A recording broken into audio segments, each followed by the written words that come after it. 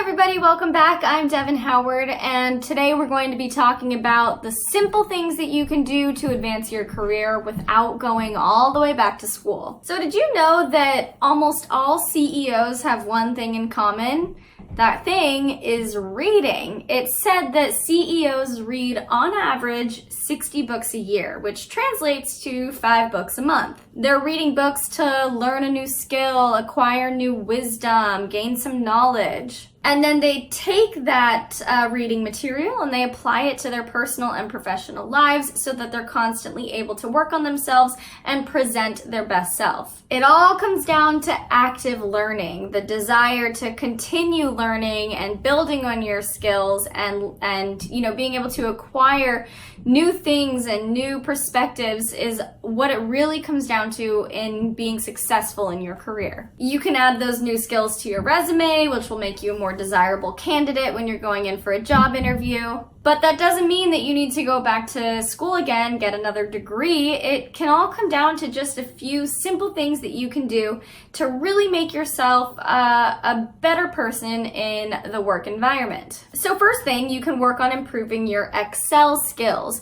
Excel is used in so many offices, and it's such a desirable thing when an employee knows how to use it and navigate it really well. So sure, we all kind of know the gist of Excel and we can use it and do some basic things, but how cool would it be if you could go to your boss and say, did you know that I could do this, this, and this? And maybe you're the only person in the office who really actually knows how to do that stuff. So I'm talking about learning to create pivots, graphs, use complex formulas. All of this will make you stand out in a sea of office employees. It will be especially valuable if you're helping out your other coworkers when they're using Excel.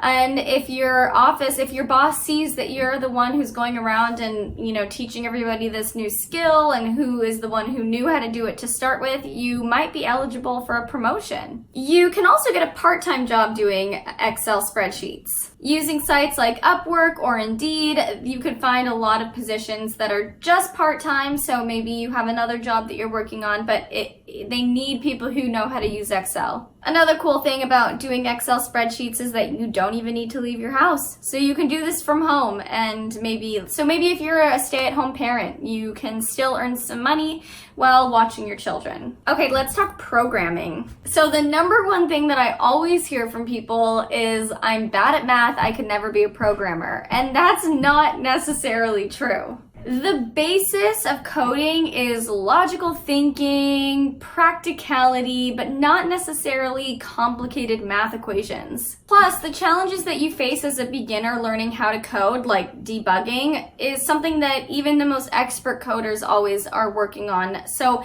it's not like you are alone in struggling to kind of get over these little bumps in the road, but as you do it more, it just gets easier. So if you're convinced and you want to learn how to code, there are a lot of resources, both free and paid services online that can teach you everything that you need to know. Some sites include Code Academy, Udemy, and Pluralsight. Plus, there are so many tutorials available online that will show you everything that you need to know, so I'm sure you'll have no trouble figuring out how you like to learn the best, which software or YouTube channel works best with your learning style, and you'll be coding in no time. So when people start looking into learning how to code, they often wonder, what programming language should I use?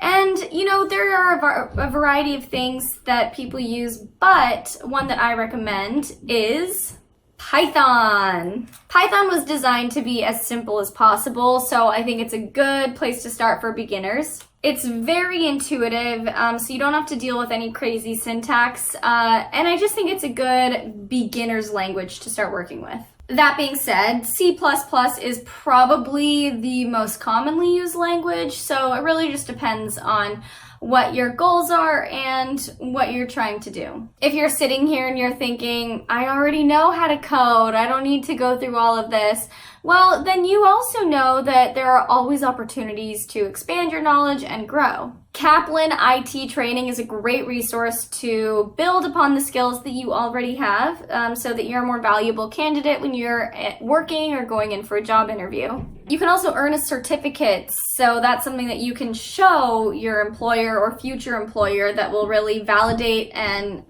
confirm your training and your skill level. Next up, let's talk about learning a new language. How cool is it when you meet somebody who's bilingual or trilingual? It's such a valuable asset to have because you're able to communicate with so many more people in more places. So even adding something like French or Spanish or better yet, Chinese, you're already a step ahead of other people who only speak one language. So many companies now are international, and being able to communicate with people who are far away is so great. And the coolest part about this is that you can learn a new language online. So forget your high school Latin class or Spanish class. You can do this on your computer while you're chilling at home.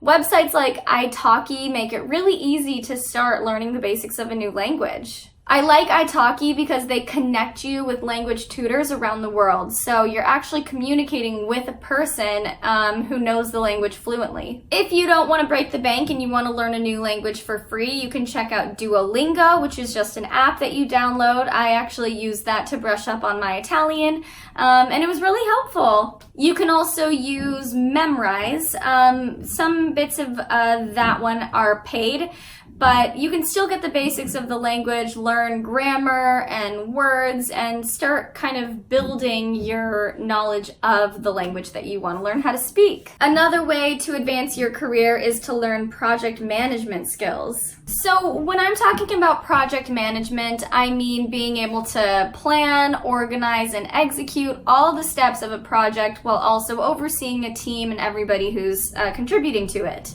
So if you feel like sometimes you are a little bit disorganized, you're all over the place, maybe you don't feel like you really take advantage of the hours that you have in a day, then bettering your project management skills will really come in handy. Being the type of person who can work with a team, manage what everybody's doing, and get everybody to collectively contribute to make something great is really important.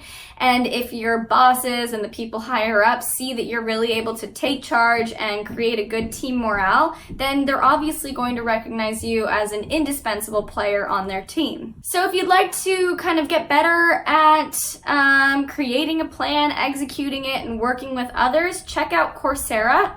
That'll help you really build those skills. Finally, you can improve your people skills. So when I'm talking about people skills, I'm talking about being able to communicate with others and let them know that you're listening to them while also being able to contribute thoughtfully to whatever conversation that you're having. So the first step in doing that is becoming an active listener.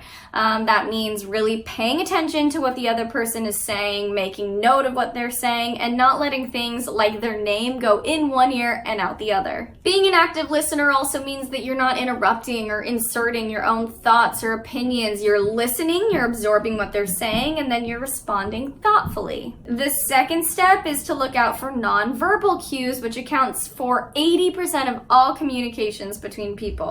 Pay attention to body language, hand gestures, how fast or slow they're talking. You'll be able to get a better idea of how the other person is feeling if you are starting to pay attention to what their body is trying to tell you. And then, of course, becoming a better people person is knowing how to express yourself. It's not always all about the other person.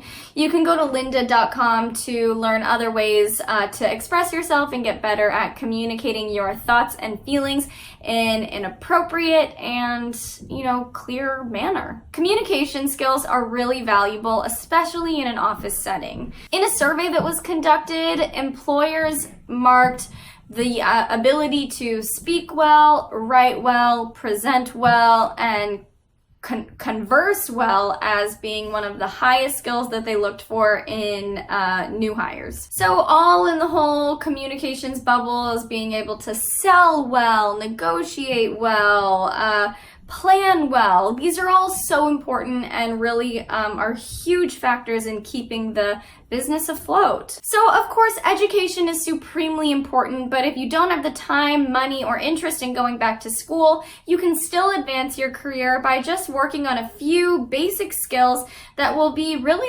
appreciated when you're going in for a job interview or when you're going into work every day. Taking some time to focus on learning new skills and bettering yourself will also make you happier in the long run. All right, everybody. Well, I hope you found this video helpful. Make sure you subscribe to our channel. Comment below any other ways that you like to advance your career or expand your skill set. The comment section is right down there, people. Also, make sure you subscribe to our channel. We're constantly posting videos that will probably be very helpful to you. So I look forward to seeing you next time. All right, everybody. I'm Devin Howard. I'll catch you later.